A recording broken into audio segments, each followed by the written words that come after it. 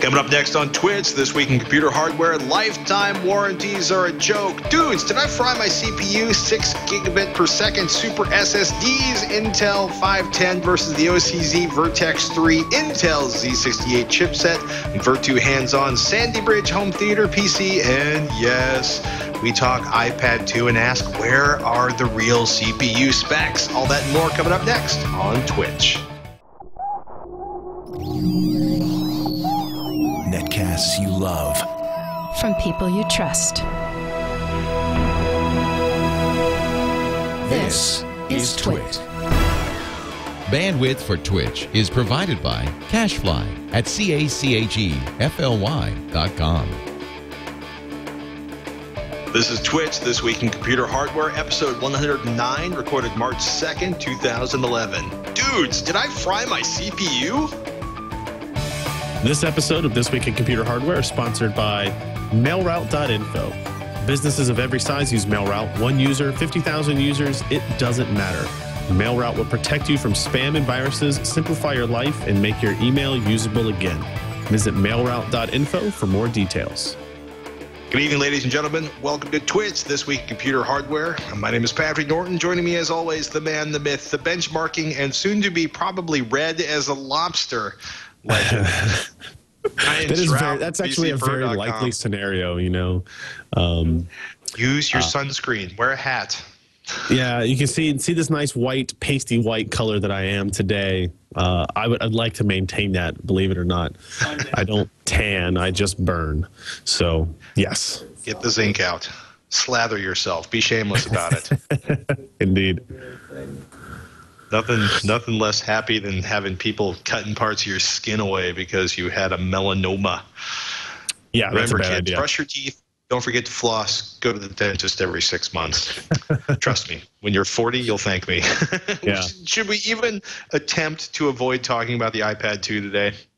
I do not think we can do that. I mean, it's honestly, I have to admit, one of the editors at PC Perspective kind of sent me a note and said, oh, by the way, I posted the news about the iPad 2 stuff today. And I was like, what? And I completely blanked all the other stuff going on today and trying to figure out some graphics card stuff for upcoming AMD release that it had completely just bypassed my mind that it had even come out. So was this anything different than what we kind of expected or saw in the rumors and that kind of deal, either from a feature standpoint or a hardware standpoint or a tech standpoint? Well, if you look at it dead on, right, it looks like the existing iPad. It's a 10-inch screen. It's the same screen resolution, but it is thinner, faster, and lighter. So they've cut 0.2 of a pound off of it, so it drops from 1.5 pounds to 1.3 pounds. They've dropped it 30% down to 8.8 iPhone 4. But the really big story is the system on a chip, which they're claiming, brace yourselves, 9x graphics performance improvement. It's a dual-core Apple A5 processor, which basically means a custom ARM processor. Apple bought a company that accelerates ARM processors, so it's a system on a chip with a dual-core ARM processor. And they're claiming up to 2x performance. Now, whether that's up to 2x because the threaded programs will now be able to take advantage of both processors, or 2x because they actually have an actual speed increase on the core speed increase on the CPU, remains to be seen because Apple released zero details on what the actual performance numbers on the CPU are. Prices stay the same, storage capacity stay the same. Verizon and AT&T now, black and white versions both available from launch, which is on March 11th with iOS 4.3. Magnets built into the case for their really cool smart case. Apparently you now need a smart case for your tablet, and I'd mock it, except it's actually a pretty clever piece of engineering, because they put magnets inside the case so that when you put the magnets inside the case of the iPad. Magnets are embedded in the iPad itself, so that when you bring the case near the iPad, it automatically self-aligns, holds itself to the iPad, and you can use this case as a case or as a stand to hold it up. It's pretty cool. What am I missing? I'm missing something. Oh, duh. Cameras. A VGA video camera, front-facing for video conferencing. 720p recording on the back camera, which I presume means it's going to be a 720p still camera also. 5x zoom, probably digital, so you don't care. And, oh, yes, 1080p HDMI output via an optional dongle, which I thought was fascinating because in the world of Apple / Steve Jobs, 720p is HD enough for anybody. So I thought it was really interesting that they're doing 1080p and they're essentially mirroring so they're display doing on 1080p out when the screen doesn't do 1080p, right? So yes, which I'm kind of okay with. Yeah, I think it's interesting. I think it's going to be interesting to see what the performances there in the processor, right? We're seeing, freaking phones that are doing 1080p. One of the nice things is that despite the boost in processor performance, it is promising to basically, and it's kind of funny because they reduced weight, they reduced the thickness, they reduced the Z on the thing, they radically increased the CPU or the available CPU power, but they're saying that battery life is exactly the same, 10 hours, which usually tests out to about 11 in the real world, and 30 days standby. So I thought that was pretty exciting, actually. What it doesn't have, I agree. Sorry? I don't think it's not enough. Like, if you already have an iPad, is this enough to want to get a different one? I don't really think that it is. I have one application that's sort of a real-time 3D mapping application. And it is absolutely abysmally, utterly, brutally CPU throttled right now. At least I think it is. I would like to, if I can see it running on the, we're going to actually have the iPad 2 on the show next week. I was about to say Ryan Shrout from GDGT. Ryan from GDGT from Gadget.com is going to bring his demo model on. So cool. I'm really curious. I may actually pay the fee to download this application on his CPU. It's kind of funny. They one of the things they did do is they accelerated the JavaScript engine in the browser. iOS 4.3 probably has some modest performance gains built into it. So it's kind of funny. A lot of people I know who are perfectly happy with their current iPad got their hands on the iPad 2.0 and were like, I got to tell my wife I'm going to be upgrading. At least if I can figure out a way to convince her to let me upgrade, because it's a pretty hefty chunk of change for the 3G 64 gigabyte version. You're looking at 800 and well over $800. So yeah, I mean, on one hand, no, there's no single other than the cameras, right? And for me, it would be really tempting to be able to hand my kid the iPad with the camera and have him video conference with my mom. I don't know if it's $830 worth of that, but if I can get somebody to buy my old iPad for a modest sum, maybe I can his iPad with the one with the camera. It's interesting. It's and the other rumor that I talked to Andy Netco on Techzilla or Netco, I should say. And he discounts all the iPad 3 by Christmas rumors that were floating around online as just being fluff.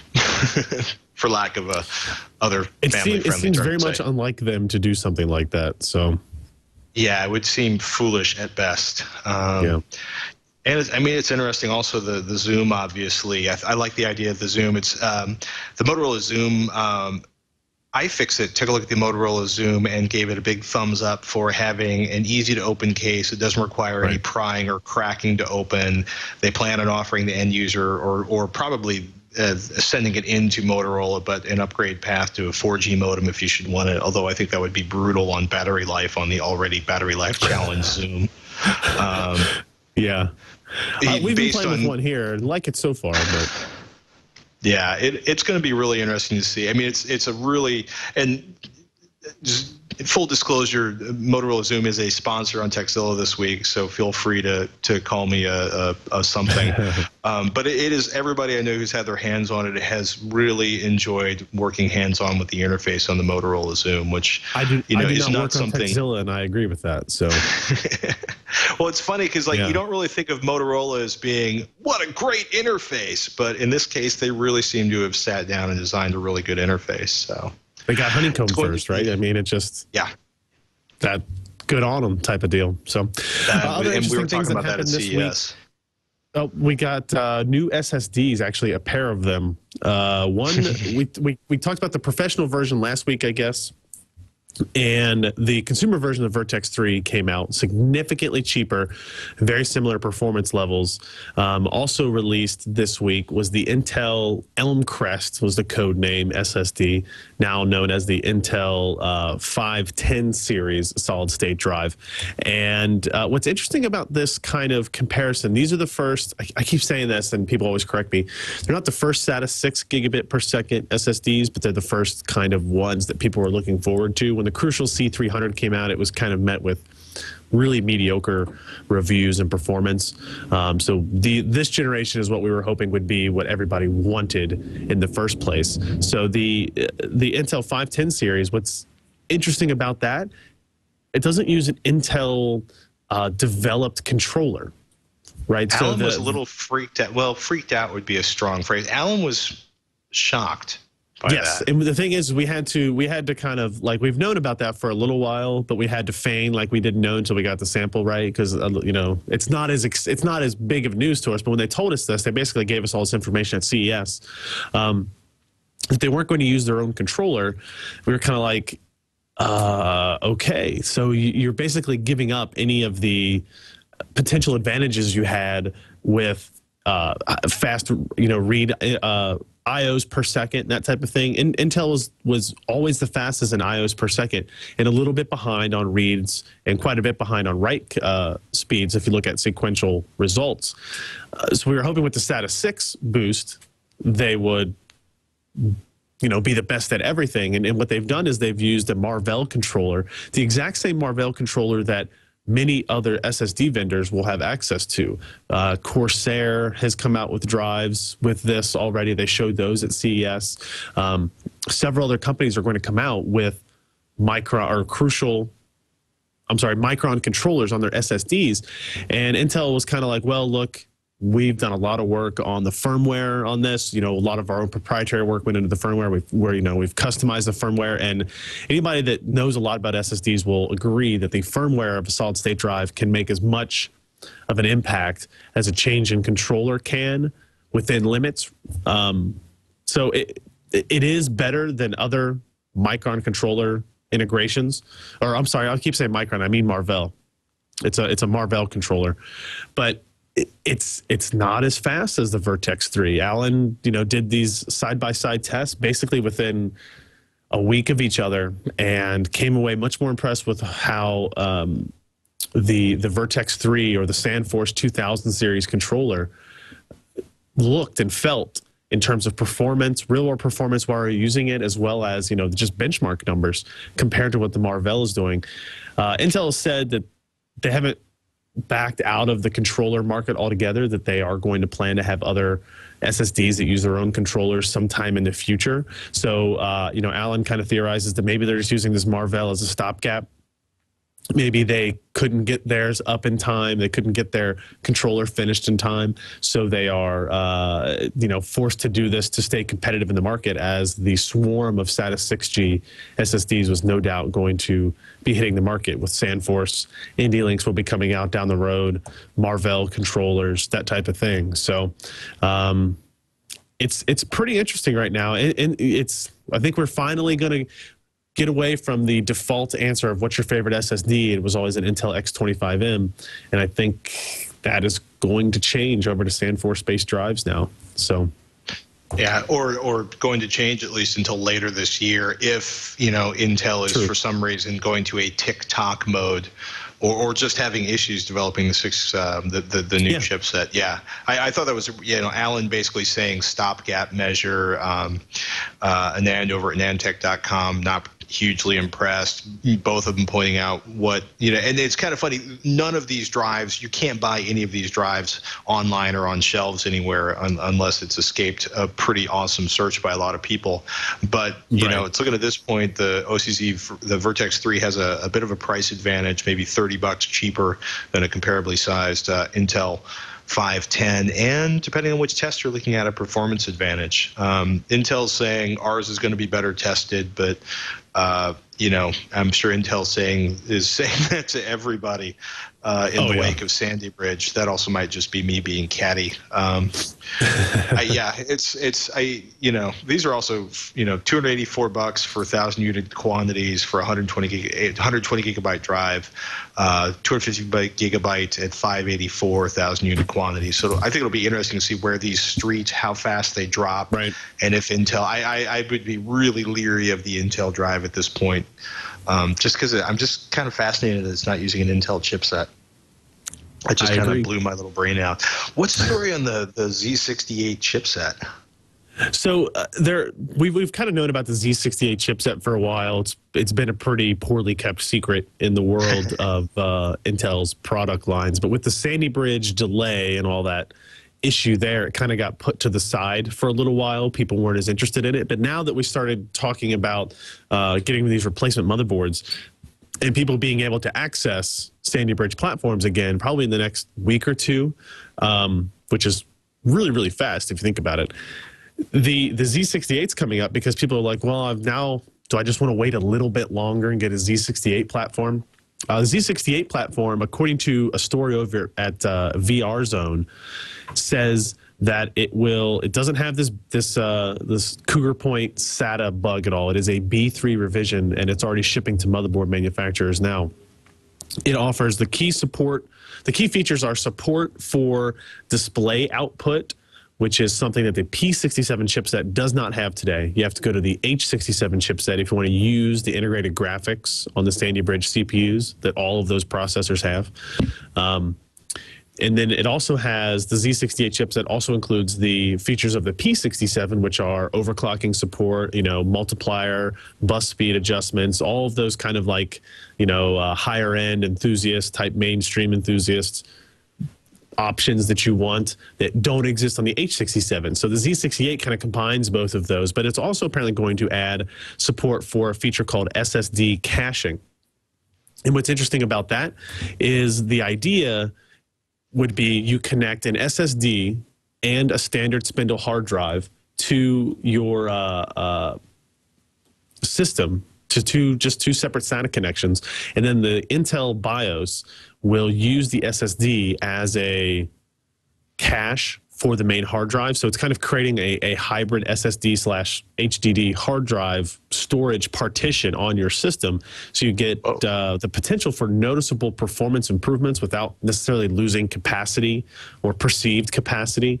So you're getting kind of, again, the best of both worlds. If it works out, you get perceived performance and perceived capacity by being able to combine this. This is something they're doing with on the mobile front as well, with that Intel 310 series, like the really, really small SATA, micro SATA, I think it's micro SATA connection right there. You can have that SSD and an external or secondary 2.5-inch hard drive. Now looks like they're going to offer that on the desktop, which could be pretty cool. I want to see the benchmarks. Yes, so do we. I mean, we don't have any of those chipsets available yet. Even if I could get a motherboard, I doubt the software is kind of, you know, up and running for it yet. I think the rumor in that story was that the launch time frame was sometime early May for the chipset. So we've still got a little while for that. So it's one of those types of things where we've already waited another couple of months since Intel had this big hiccup with their chipset schedule. Are you going to wait another couple of months as well? While we're talking about performance on Intel, which kind of seems to be a theme right now, quick sync, the idea that you're going to have this amazing video technology for accelerating your encodes and stuff. If you need gaming performance and don't want to use the onboard graphics on an Intel motherboard, you lose access to quick sync, because as soon as you jack a card into the PCI Express slot, all the onboard graphics goodness is taken away from you if you're using an Intel chipset. Enter Virtue, who we've talked about a little bit. I think it's at CES or maybe a few weeks ago. VIRTU, Lucid Virtue GPU virtualization software review. I shouldn't try to speak, but it's basically Sandy Bridge graphics and discrete graphics on a PCI Express card, living together happily like lions and lambs laying down together, or did it? It actually worked pretty well. So not just like QuickSync is the main feature that people think of, because when you're talking about the Intel integrated graphics, the HD 3000 and 2000 series, they're not great gaming devices. And obviously, most people that listen to this show, if you're not building a home theater PC, if you're going to do any kind of light gaming on it, we always recommend a discrete card because the performance gap is still really noticeable. But QuickSync is the feature that everybody points out that they miss when you don't use integrated graphics. That's that super fast video transcoding feature that we talked about at Sandy Bridge on. That's really nice. But there's also what's the that Intel DRM called? I can't remember the name of that all of a sudden. That new one that they were talking about, being able to do streaming online video through it and that kind of stuff. That is also requires the Intel integrated graphics to function. So that's why it's only been pushed on the notebook front and not on any kind of desktop platforms, because if you're using a discrete graphics card, you don't have access to that specific DRM. Enter the software that you just described, and it basically does something very similar to what NVIDIA Optimus does on the notebook front. NVIDIA Optimus lets you choose which GPU to run a specific application on. If you think this would run better on a GPU, or on your discrete GPU from NVIDIA, obviously in that case, then it will do that. And if it doesn't need that much horsepower, you can run on the slightly more efficient Intel graphics. Well, this takes this to the desktop platform as well. And it basically does the same thing. You install the graphics of the driver and all the software for your Intel integrated graphics, plug in your discrete card, install the graphics for that. The key here is you have to have the monitor plugged into the integrated graphics ports on the motherboard. It's connected to the video output on the Intel side of things. And then you install this Intel or the Lucid Virtue software that essentially does the same thing. It has a whitelist application, meaning it kind of sits between DirectX and the Windows operating system layer, and it kind of intercepts what's going on. It knows if you're going to run a game, it's going to put it on the discrete GPU, and if you're going to run a video playback software, DVD playback software, if you're going to run anything that can take advantage, right? Yeah, that's what it is. If you're going to run QuickSync enabled applications, that type of thing, it will put those on the integrated graphics, and it works fairly seamlessly. I had one really annoying problem that turned out not to be really related to Lucid. I don't think. It seemed to be an issue with the 11.2 AMD driver not wanting to adjust the clock speed of the discrete graphics when it was the secondary graphics driver on the system. That sounds like more of a bug from AMD. And I say that because I got it kind of to work with the AMD side, and I got the Lucid software to work completely with an NVIDIA graphics card. And the performance was very comparable if you had the discrete solution being piped into the integrated display output and out through that way. I mean, you could run applications in windowed mode, and it was still able to do it. It's very, very unique style of software. And like I said during CES, Intel even bothered, the fact that Intel bothered to show this software at their booth kind of indicates that it has some merit to it. A lot of people dissed and talked down about the Hydra technology, the other Lucid technology that they are known for, the multi-GPU scaling stuff. This does apparently a much better job, and it has at least some form of support from Intel, one of the biggest companies in the industry. So it was actually pretty impressive. I recommend everybody go to PCPro.com and read the article here, because it's something that's kind of hard to put into words. There's a lot of detail. There's a lot of use case scenarios in the article and that type of thing. Obviously, some performance numbers and some benchmarks. There's some recommendations I have for the software and how they can improve the interface, the user interface, and the control panel still kind of feels really janky and that kind of stuff. The only other problem is you're only going to be able to get this through motherboard sales currently. They're going to pack it in. So like companies like Asus and MSI are going to pack it in with Lucid, I guess, because they get bulk mass amounts of sales, right? But if you're a consumer that has an H67 motherboard or an upcoming Z68 motherboard, and your board partner doesn't do that, your particular board model didn't come with it, the software is actually unlocked through a key in the BIOS. I don't think it's going to be incredibly difficult to hack. Like I never recommend people do that. So I'm hoping that what Lucid will do is they'll figure out a way to just like sell a license of it for $30 on their website or something like that to users that don't have access to it any other way.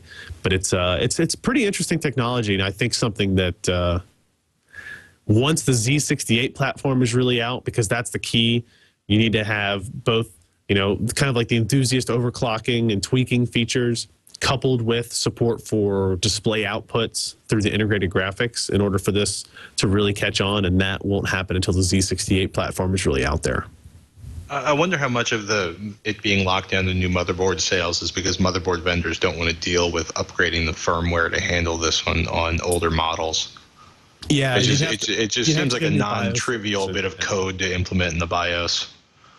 Yeah, but to me, it's like, I guess if you're Lucid, you don't want one piece of this unlock software to come out and filter around to everybody that can download it on forums, and you never sell it, right? So it's probably it's the safest way for them to make sure that that doesn't happen is to make it somehow hardware coded out of it. I'm hoping, like I said, they'll just release a version that, like any other piece of software, where you get a product key for it and you activate it that way, and you're allowed to run it even if your motherboard and BIOS doesn't ship with it. So that would be nice. It would be nice. Should we take a moment to thank our friends at MailRoute?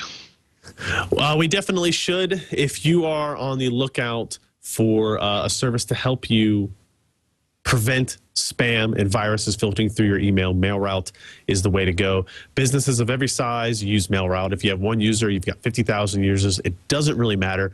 They can help protect you from spam and viruses, simplify your life, and make your email usable again. It's a secure hosted service that filters virus and spam for companies of any size. It can reduce the load on your email server, lower your costs, and make your email usable. Typical MailRoute customers see a 95% reduction in their inbound email volume with virtually no false positives. Now, Leo, he loves MailRoute. He's been using the service for his domains for more than 6 years and has been his top choice for spam and virus filtering all along. Tom Merritt of TNT started using MailRoute, and now he can use email domains that he'd given up as being able to use as hopeless. Tom Johnson is the founder and CEO of MailRoute. He started one of the very first companies in this market back in 1998 called FrontBridge. It was acquired by Microsoft in 2005 and is still offered as the Microsoft Exchange hosted services line. Tom wasn't done, though, and he had too many good ideas he couldn't stand to see go to waste, so he started MailRoute, his next generation service for filtering email with a level of accuracy and a price that's unmatchable. There's nothing easier for mail filtering than MailRoute either. There's no hardware or software to install. You just sign up with MailRoute and then change the MX records of your domain to start your mail flowing through the MailRoute service. And then they forward that email back onto you. They handle all the work. You just get all of the benefits. Visit mailroute.info to sign up. As a Twit listener, you'll receive a 10% discount for the life of your account. So that's pretty good. Small business accounts start at $2 per user per month for 10 users. And because of demand from the Twit army, MailRoute has added a new service for individual users as well, less than $30 per user per year. Visit mailroute.info and sign up with the email filtering service that Tom and Leo use. And again, we thank MailRoute for their support of this slightly abbreviated episode of This Week in Computer Hardware. It may not be abbreviated. We haven't gotten to the end yet, dude. That's true. That's true. Let's jump into some emails. You want to take this first one from Jeremy? Jeremy's having CPU problems. He says it did not seem to be overheating when I played games, so I didn't worry about it. But a couple of weeks ago, my computer started to act up in ways I'd never seen before. Startup errors, blinking screens, corrupt video card drivers, reinstalling Windows 7 did not resolve the problem. I decided to take my computer apart and give it a good cleaning. When I removed the heatsink from my CPU, I noticed my CPU was stuck to it. This is not good. He had pulled his CPU out of its socket without unlocking it while it was stuck to the heatsink. Technically, it is a zero insertion force socket, but it should not be a zero removal force socket. I had to gently pry it away. There was very little thermal paste left. My question is this: is this a sign of heat damage, or is it just some bad thermal paste that was included with the heatsink? Should I expect to purchase a new CPU soon? I have purchased new thermal paste and a 100 CFM 5¼ inch slat fan to help remedy airflow, but is this too late? Any help would be greatly appreciated. He's got a Asus M2N SLI motherboard, AMD Athlon 64X2, 6000 plus CPU, an Arctic cooling freezer heatsink fan combo. Having done horrible things to perfectly innocent processors for most of my adult life, the really good thing is for several years now, both Intel and AMD have basically created CPU designs that if the thermals blow out through the thermal envelope, the comfortable operating range of the CPU, the processor will shut itself down. Is it still possible to thermally damage a processor?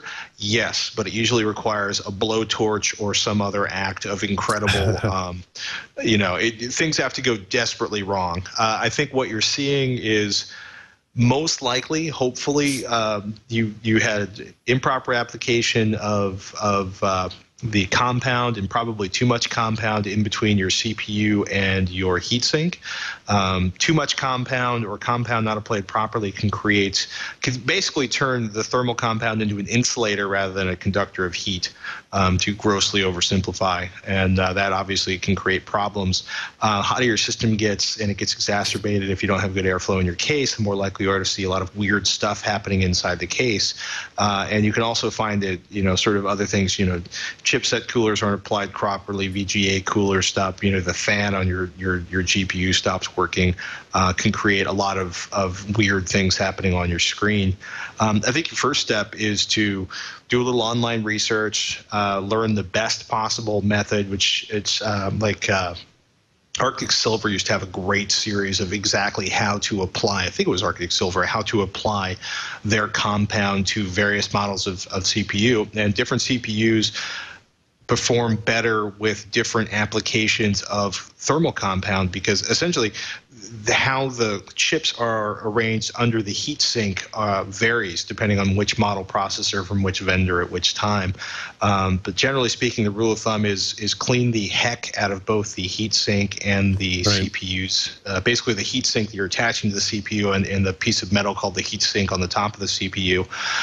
This is another place where you grab my friend 91% isopropyl alcohol.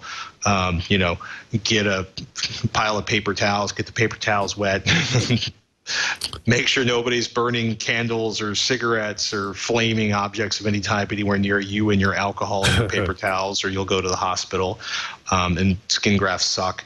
And basically scrub all of the thermal compound off of the CPU and the heatsink, and hopefully it'll come off easily, unless you sort of baked it into some weird hardened microcrystalline structure of doom, in which case I would say just let the heatsink soak in a little puddle of alcohol for as long as possible. Don't scrape it, don't nick it. If you do, if you get ticked off and grab a butter knife and start scraping hardened compound off of the heatsink, you invariably will score the surface of the heatsink, which will make, the next thing they'll be doing is going to the hardware store and buying 600, 800, 1200, 1400 grit emery cloth paper and a sheet of glass to rub the heatsink out. And it's just don't use hard objects to scrape thermal compound off of your heatsink. Not a good idea. No.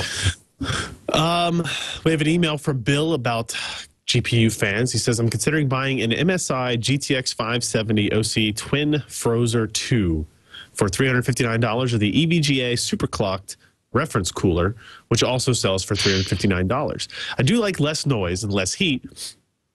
So would the Twin Frozer make sense, even though it only offers a 2 to 3 year warranty and EVGA's warranty is lifetime?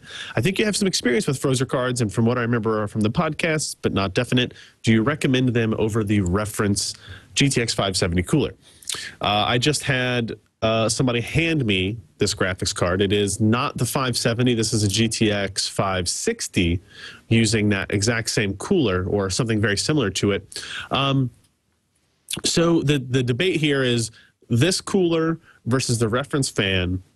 But although the one that uses this cooler has a 2 to 3 year warranty, while the EVGA warranty is lifetime. I'm going to tell you something up front. I don't fall for the lifetime warranty thing anymore. I've seen several companies go out of business, that sort of thing. When they offer lifetime warranties, I've seen just some stop offering lifetime warranties altogether after they'd started offering them.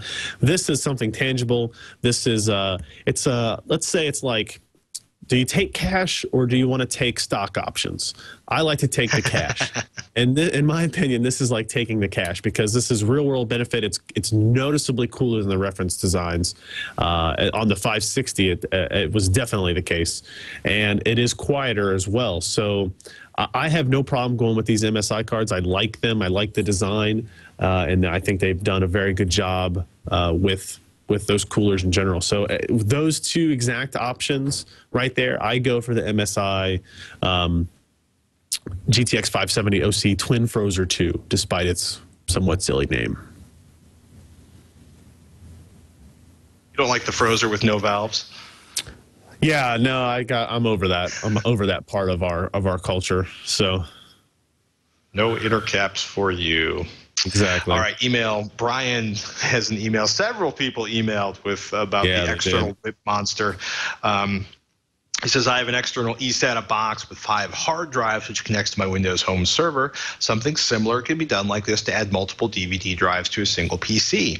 You would need an eSATA PCI Express card that supports multi-lane, an eSATA cable, an old PC case for the 5¼ inch drives. All the external eSATA enclosures I could find are 3½ inches. There actually are several manufacturers of 5¼ inch optical drive cases that connect via eSATA. He mentions a case PCU and an adapter card that fans the eSATA port back to the SATA for the drives. Most of the options seem limited to 4 drives, but you can always use 2 cards and cables to get 8 drives. Alexander emails a link to Addonics, one of their host controller adapters. It would make it eSATA, not USB but there you go, Patrick. Yeah, look, there are a dog pile of eSATA 5¼ inch multiple drive bay boxes out there that would make this a comparatively simple and painless process. I just feel like hacking together a case and a PSU I have and this gigantic pile of optical drives I use for ripping CDs and DVDs and in the future Blu-rays, and B, not using eSATA because I think eSATA sucks. I think it's eSATA, if they spend a little more time designing the cable, I think eSATA would be awesome, but the eSATA as a cable and as an external cable is just a giant bag of suck. Even sometimes if you're... Yeah, well, it never caught on, and also it's incredibly fragile. You know, I've run into situations where we had a fairly anal retentive, cautious, you know, pretty serious, you know, like literally they have a computer and the eSATA box full of drives with all their video on them and the eSATA cable to the computer, and they don't move anything or touch anything, but still somehow somebody, the cleaning person, that dude that you know is incredibly noisy and obnoxious down the hallway, whatever, or just simply active of God, the eSATA cable gets bumped and then it breaks, or it gets bumped while they're transferring files and bad things happen to the file transfer. I just find SATA is a great internal cable. eSATA is a very poor attempt to take a great internal cable and use it for external purposes. You know, but thank you everyone who emailed in for that. I appreciate it. I'm just looking to do this the hard way because I want USB 3.0. I want something new and exciting to use with USB 3.0 before we have to replace everything with Thunderbolt. Indeed. We have an email from Elliot about adding in another card for a third display. He says he currently has an Acer Aspire G7700, which is a pretty massive case and gaming system rig there with dual screens. The graphics card is an NVIDIA GeForce 9600 GT, which has been fine so far since it has 2 ports, but I've recently bought a third screen, and now I'll need a second card for the extra port. I was hoping you could recommend a cheap but decent card that will do the job, and if it can be linked to my current one in an SLI setup, then all the better. Though this doesn't have to be a consideration as I'm not a huge gamer. Type of input doesn't really matter either, as I can always buy an adapter in terms of VGA, HDMI, and that type of stuff. So 2 different things. He's got a 9600 GT, a somewhat older card, but if he's not doing a whole lot of gaming, still perfectly fine. NVIDIA cards still only support 2 display outputs, so he is going to have 2 cards if he wants to do 3 monitors there. I think if you can still find 9600 GTs, that's actually not a bad idea. You will be able to put them in SLI.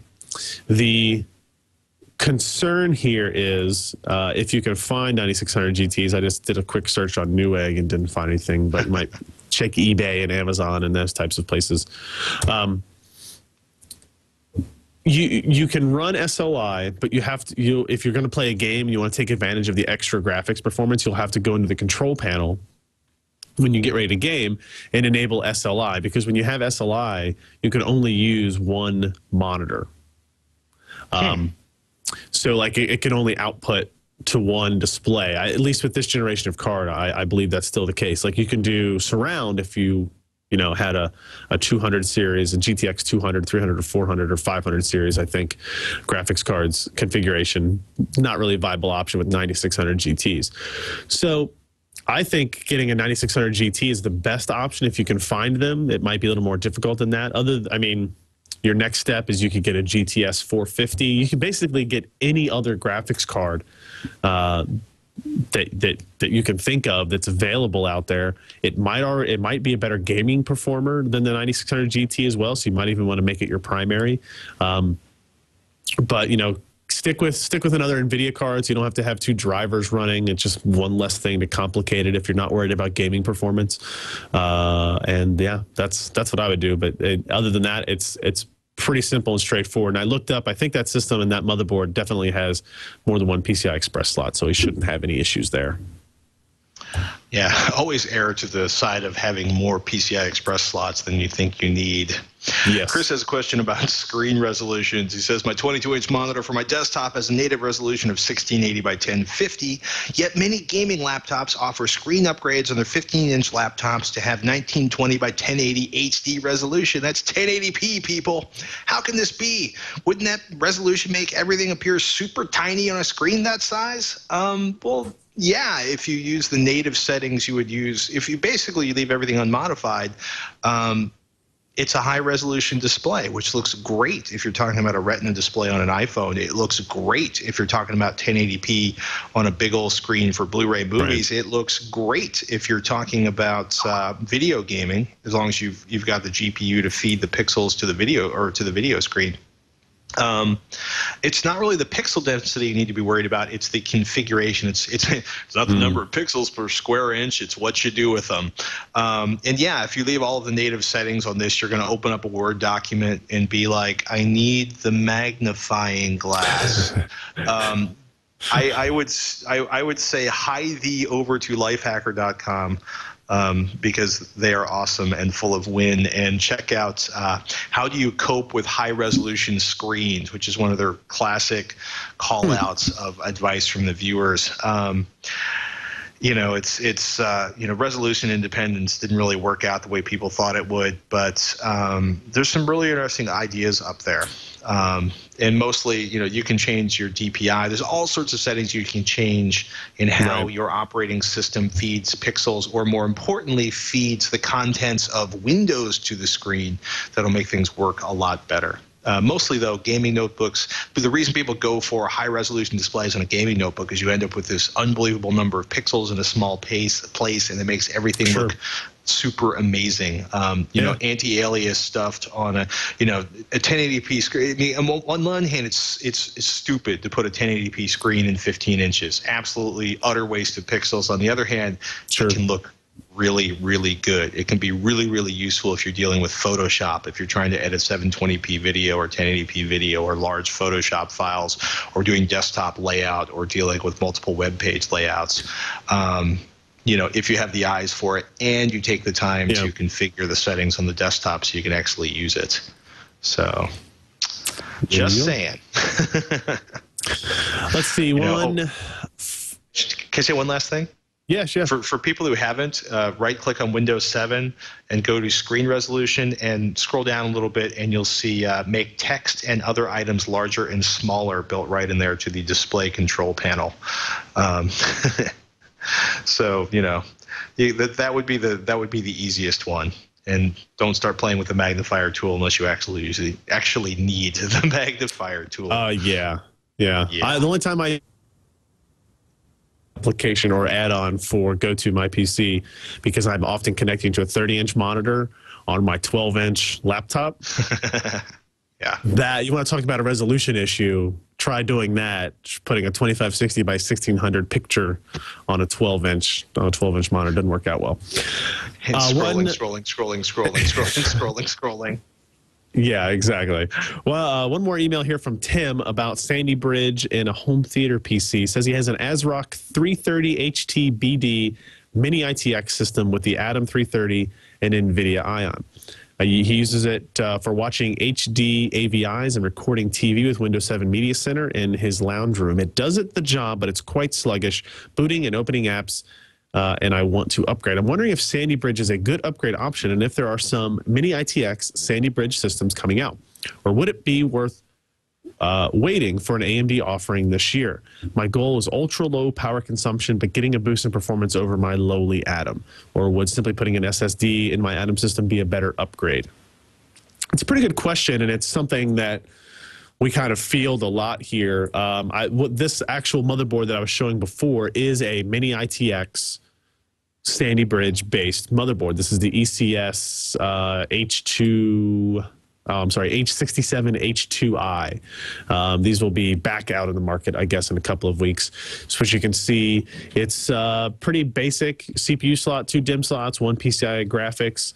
It does have 4 SATA ports on it: USB 2.0, USB 3.0, DVI, HDMI, VGA, eSATA. I mean, it's got the whole works, Bluetooth and everything as well. Now, if he's looking for a pre-built system, like the ASRock system that he has there, or a Zotac system, I haven't seen any of those out yet. These are more kind of aimed at the mini ITX chassis that you can buy with external power supplies, those types of things. It's not quite going to be something that you can necessarily power through like an external power brick. You might have to have, a 250, 300 watt power supply, in one of those mini ITX form factors to do that.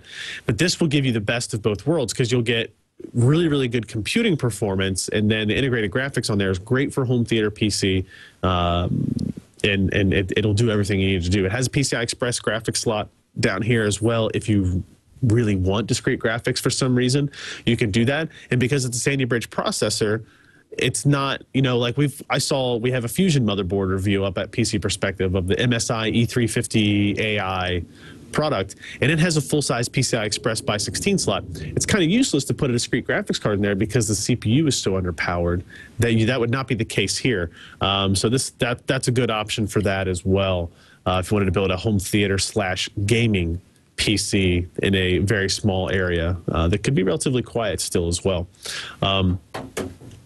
Putting an SSD in there would definitely help, though with application load times and stuff. Maybe not as much as we would like when it's being powered by an Atom processor. I mean, just despite how popular they are and in how many systems they are used in, they're just not that great. They're still not that fast, and they're good for if you have to do something getting things done. Otherwise, I personally recommend avoiding them. The AMD Fusion stuff is quite a bit better, but not exponentially so. Something like this is going to cost you a lot more money because you have to buy the processor separate. The motherboard is going to be probably $150 on its own, but it's going to be that exponentially faster total device. So it's all about getting the most win. Yes, the most. There could be a new metric, win per dollar, or something like that. We could make it up. I don't know. Home theater PCs also, ever since I watched Heron build his updated home theater PC with the multi support for multiple cable card slots. I'm sorry. Is that the Ceton card? Yes. The Ceton that he waited for like 8 months for. The other thing that's always struck me is, it's finally shipping.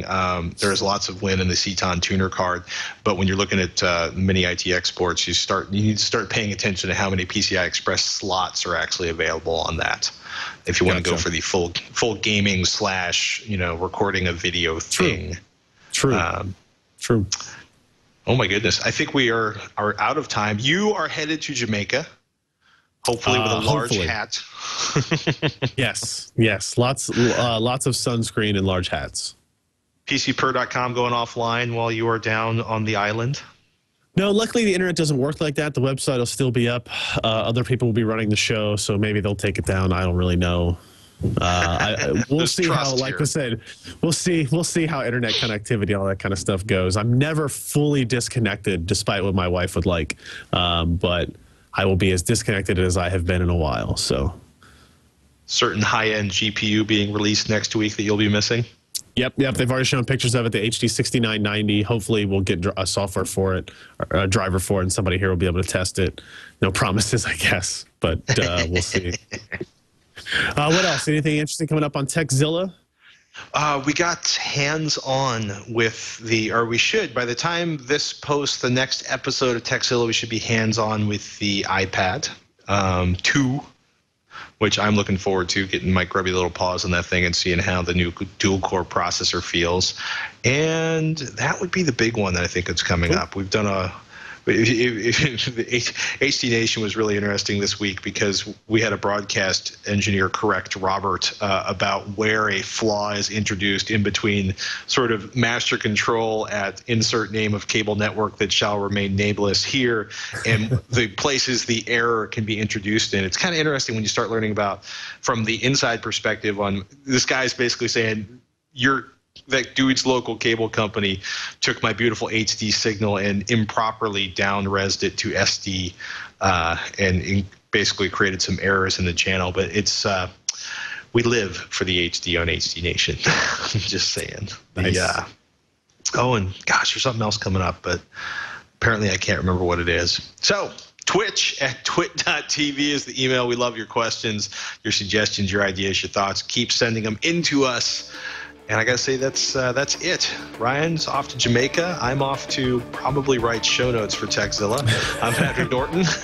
I'm Ryan Shrout. We'll see you next week on Twitch.